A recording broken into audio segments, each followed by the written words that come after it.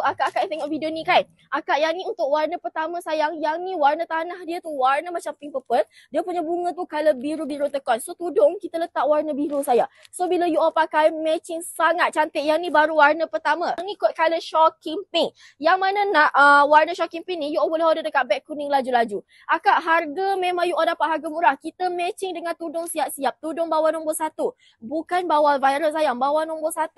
So dia punya oni senang bentuk. Yang kita pakai sekarang ni lah. Yang ni warna pink peach dekat beg kuning. Siapa yang nak order, akak boleh order sekarang dekat beg kuning. Jangan lambat-lambat sebab stok ni sangat terhad. Siapa cepat dia dapat, siapa lambat dia tak dapat. Cepat.